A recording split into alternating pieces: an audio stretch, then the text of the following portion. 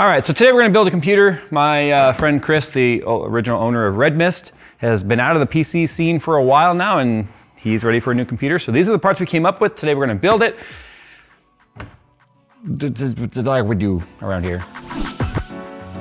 Bring your setup to the next level with Cable Mod's all-new custom coiled keyboard cables. Available in a variety of colors and connector types utilizing best-in-class connectors, the keyboard cables give your setup a look and feel it deserves. To see the complete lineup of custom keyboard cables available from Cable Mod, click the link in the description below. All right, so we've done this type of video a million times. But you guys like seeing us do builds around here because you get to see different parts and combinations and how they look. It's the same reason why if you play PC Building Simulator, you like to just take random parts and start shoving them in a case to be like, what does that all look like? So today we're gonna play that edition in real life of what the hell is it gonna look like? So for the case, I chose the Lian-Li 011 Dynamic Mini. The reason why I chose this case is I know that he doesn't have a lot of room and he doesn't have a desk purchased yet, but going with a big mid tower or a full tower. Remember, he had an SM-A8 in white before I had my gray one. So he's used to like having a big giant case, but for this time around, I'm gonna try and keep things sort of small with the capability of going water cooling in the future. So we're doing standard cooling this time around with an AIO and then water or air cooled graphics card. But we do know that he's gonna wanna go full custom water cooling loop again in the future. So the 011 Dynamic Mini is where we're gonna start.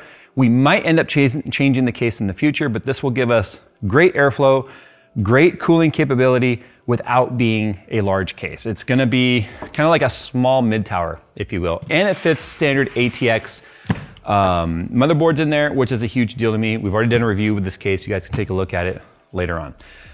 Platform-wise, this is where we sort of went back and forth in discussion a bit on what platform he wants to run. He's not gonna be doing any sort of live streaming, video editing, or anything like that. So high core count was less desirable than having a higher clock speed. Now we're actually gonna be running Intel 11th gen on this one. This is gonna be the first like dedicated 11900K build that we've done. That's not for the purposes of reviewing the CPU. In fact, this is a brand new CPU we haven't even used yet. I recommended AMD and Intel and was like, depending on your needs, I would go either with 5900X for AMD if you wanted higher core count, or if you wanted higher clock speed, I would go with Intel. Now, 12th gen was out of the question just because of, this is where things start to become difficult for people. If you're running 12th gen, you have to make a decision. Do you want DDR4 or do you want DDR5? Because if you decide later you want DDR5, you go with the DDR4 motherboard, you have to change your motherboard. Now you're talking about the adoption cost of DDR5, not being able to reuse your DDR4 RAM and then buying the motherboard outright again. So I told him, look, if you're not like one of those people that's like, I have to have the latest gen, then 11900K is perfect. It's 8 core, 16 thread, 5.2, 5.3 gigahertz, no problem, single core, which is gonna be great for his games. And so I told him, he was kind of like, well, I'm not sure. And when I told him I'm still running a 10900K back at home, he was like, okay, fine, 11900K, let's do it. So we got 11900K in this box right here, being paired with that's a bad sound for my ears, holy cow. So ROG Strix Z590E gaming Wi-Fi motherboard. DDR4, obviously, because it's 11th gen. It's not like an outrageously expensive motherboard versus like the Maximus and the Maximus 12 and all that stuff. I mean, the Strix is a great bang for the buck motherboard. It's not cheap, it's not entry level, but it's also not ridiculous like $500-600 either. It's like right in the middle there. So it's gonna give us the features that we want. RGB control, he's comfortable with Asus motherboards. He's only had Asus motherboards in any of the systems I built for him or any of his friends. So he's comfortable with sticking with what he knows, which is an ROG product. For RAM, we're going to 16 gigabytes of G.Skill's Trident Z 3200. What's the timings on this? 3200, 16, 18, 18, 38. Not the fastest, not the slowest. It's right in the middle. It's going to perform well. For storage, we've got a 1 gigabyte, or excuse me, yeah, 1000 gigabyte, 1 terabyte P5 Plus NVMe drive from Crucial. And then initially I said, how much storage do you think you need? He goes, 500 gigabytes should be enough. And I was like, I know you haven't been gaming in a while, but 500 doesn't go very far these days. So we're putting a 1 terabyte in there, and then he can add another 1 terabyte later if he wants to. He's kind of like me where he sort of only keeps the game or two that he's playing loaded, and when he's done, he uninstalls it. So he's not gonna probably run out of space too quickly. 2 terabyte drive would probably be underutilized. So if he finds himself running out of space with a 1 gigabyte, or 1 terabyte, I keep saying 1 gigabyte, 1 terabyte, he can upgrade that later and add another one into the drive. Power supply here, we're running an RM850X from Corsair. Again, full modular power supply, 80 plus gold, more than enough power to run the graphics card. The only part that he was like, I know I want, which was difficult to get, but still got our hands on one, is the EVGA for the Win 3 RTX 3080 Ti. He knew he wanted a 3080 Ti. He didn't want to spend more on a 3090. He doesn't need that amount of VRAM. We all know this is within like 3% performance-wise of a 3090. This is the card he knew he wanted. That was the only thing he was like, I know I want a 3080 Ti. So there we go. We got one. It's going in his card, or his system should fit in here just fine, I think. If it doesn't, we'll be pivoting real hard in this video. You all know how easy it is to just go switch your graphics card these days. And then for cooling, we are going with the Lian-Li Galahad AIO. The same one we used when we did the white build recently, where we used the dynamic case and such for Lian-Li. And you know, it's such a basic looking cooler, but it goes so well with the white cases that they have. And if you pair them with their Uni-Fans, it looks phenomenal. Now you'll notice there's no additional fans on this table because I will decide what fans I'm putting in here once I start getting everything sort of in there. If I can run 140s on the bottom, I can't remember if this supports 140s on the bottom, I'll put them in there. If not, I'll put 120s on the bottom. We'll have the fans on the AIO, which I'll probably switch to Uni-Fans, that way they all match. Then we'll have a updraft. Intake on the bottom, exhaust out the top, and we'll be good to go. So let's go ahead and more or less do this in vlog style, or not vlog style, but the thing Phil does, whether montage style, Montague style. I'm more of a Capulet.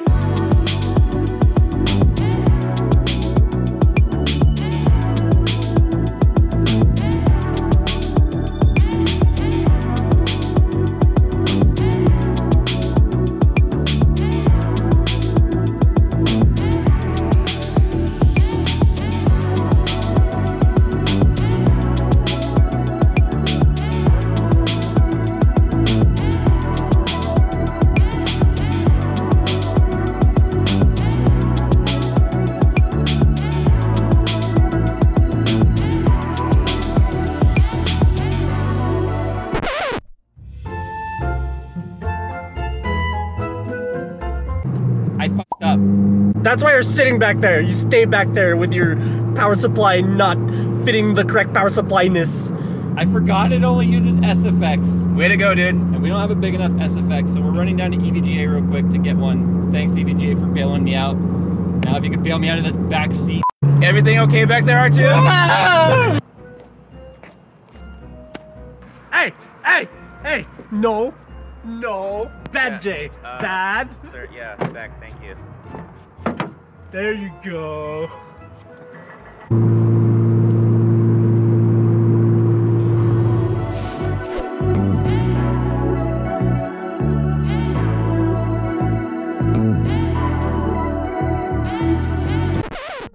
Sometimes things just don't go according to plan. And I really wanted to use this Mini, but it's just not gonna work with the parts I want to use. Obviously, I showed you guys a moment ago that the power supply was incorrect. I had to use an SFX with this, which I forgot about. So we went down to EVGA and got an SFX power supply. Then I went to put in our cooler, and then I realized you cannot use a 360 on the top if you are using an ATX case because motherboard interferes with it. So rather than starting to change all the components I'm trying to use here, the thing I'm gonna do is I'm gonna take the motherboard back out of here, because all I have in here so far is the motherboard, power supply, and some fans.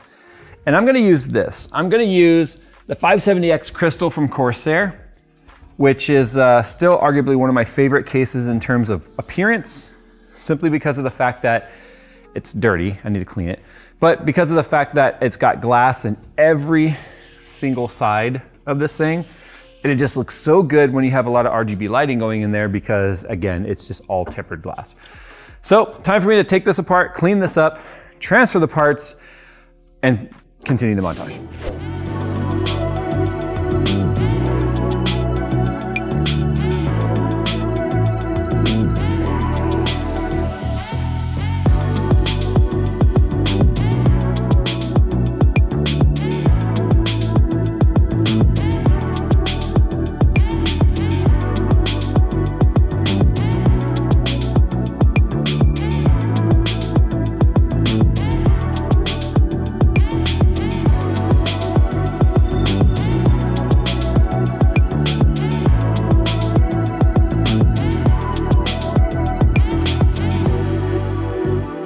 right, well, it's fully assembled. I'm not a fan of these cables, I'm honestly not. But like I said, he's gonna go full water cooling later. When we do that, obviously we'll do complete custom cable set.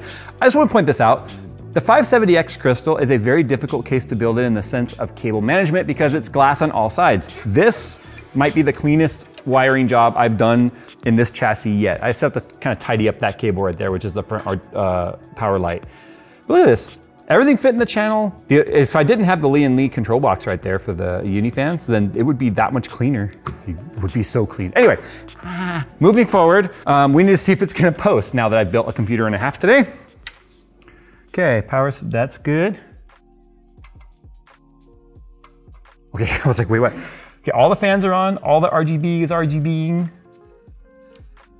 It's gonna take a second for all the air to work its way out. And yes, this orientation of the AIO is fine because the ports are higher than the pump, so shut up already about that.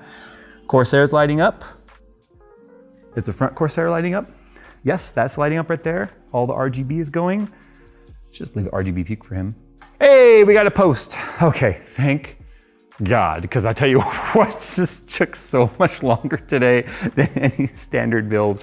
It was an easy build, he said.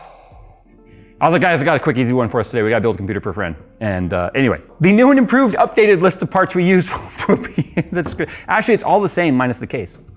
After we put all the other stuff in the other case and found out it doesn't fit, and then ran all the way 2-hour round trip to go pick up the power supply from EVGA, which by the way, we're very thankful for, and we'll find another build to use it in, I'm sure. My bad. Yeah, so now we're back to the original parts that we had, and I think everything looks great. The Galahad with its aluminum side right here, plus the Uni-Fans on here look amazing. The RGB looks awesome. That's why I like building in white cases, because you don't have to do RGB strips anywhere to make it light up. The fans are plenty of light on there. And you know, the only thing I'm really not a fan of in this case is the fact that I wish we could fit 3 fans on top, because it looks kind of empty with only 2. But we got 3 intake fans, 3 exhaust fans, we're good to go.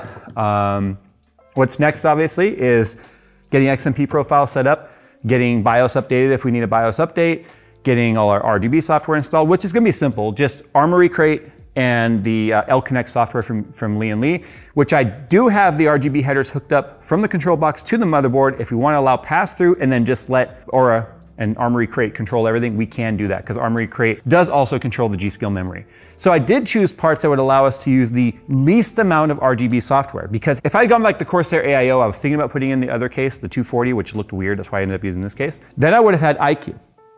And then I would have, because I wanted to use the Uni-Fan still, so I would have had IQ for controlling the pump and stuff, L-Connect for controlling the Uni-Fans, and Armory Crate for controlling the motherboard and such. And that's only 3 pieces of software, that's not terrible. You know, if you have then any other strips or whatever that are different brands, then you would have even more going.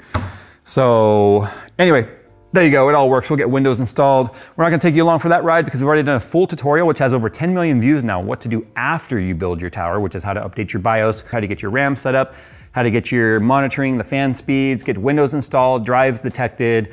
Once you're in Windows, get any drives that aren't showing up, how to get them going, how to get updates, drivers, like all that stuff. It's all inclusive in there. I will forget, honestly, to put it in the description below. So just look up what to do after building your computer, and our video will pop up. It's guaranteed to be on the first page because of the amount of views that it has. So we are gonna have one extremely happy camper here with this tower, especially since he has not had a gaming PC in quite a few years now. It's just one of those things where, you know, life gets in the way, and now life is allowed for gaming once again. And then we get to take this computer through a fun evolution of finding out what the next tower is gonna be, moving parts, water cooling it. You know, it's gonna be a whole lot of fun. Anyway, thanks for coming along for the ride. All the parts and links are down in the description below. Nobody really sponsored this. These were parts that we already had that we decided we were gonna put together a computer for. And you can see the way it all turned out now. I still love this case. I really do. It looks so good, especially in white. So anyway, thanks for watching, guys. And as always, we'll see you in the next one.